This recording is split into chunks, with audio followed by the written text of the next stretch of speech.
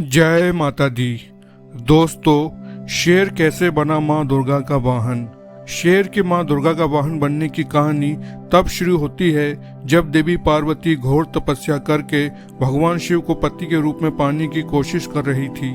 सालों तक तप करने के बाद माता पार्वती को भोले भंडारी अपनी पत्नी के रूप में अपना लेते हैं। इसी बीच तपस्या की वजह से माँ पार्वती का रंग काफी काला पड़ गया था।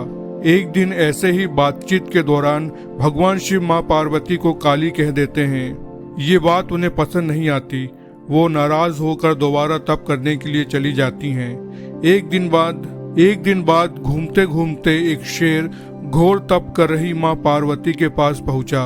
उन्हें खाने की इच्छा से वो वहां घूमता रहा। माँ को तप में लीन देखकर शेर भी वहीं इंतजार करता रहा। देवी का इंतजार करते करते सालों बीत गए। शेर माँ पार्वती के तेज की वजह से उनके पास नहीं पहुंच पाता था। कोशिश करता और असफलता हाथ लगने पर दोबारा लौटकर कोने में बैठ जाता। होते होते कई साल बीत गए। माँ के तप से खुश होकर भगवान शिव प्रकट हुए और माँ से मन चाहा वर मांगने को कहा। देवी पार्वती अपना गोरा रंग वापस चाहती हैं। भगवान ने आशीर्वाद दिया और वहां से चले गए। वरदान मिलते ही माँ पार्वती नहाने चली गई।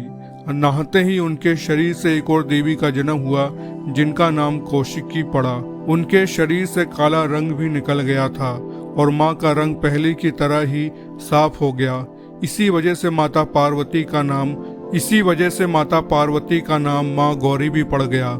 नहाने के कुछ देर बाद माँ की नजर शेर पर पड़ी।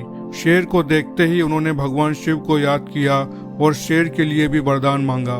माता पार्वती ने भगवान से कहा, हे नाथ, ये शेर सालों से मुझे भोजन के रूप में ग्रहण करने के लिए इंतजार कर रहा था। मेरे पूरे तप के दौरान ये यहीं था। जितना तप मैंने किया है उतना ही तपस्या इसने भी की है।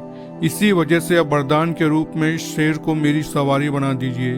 भगवान ने प्रसन्न होकर माता की बात मान ली और शेर को उनकी सवारी बना दिया। आशीर्वाद मिलने के बाद माता शेर पर सवार हो गई और तभी से उनका नाम माँ शेरवाली और दुर्गा पड़ गया।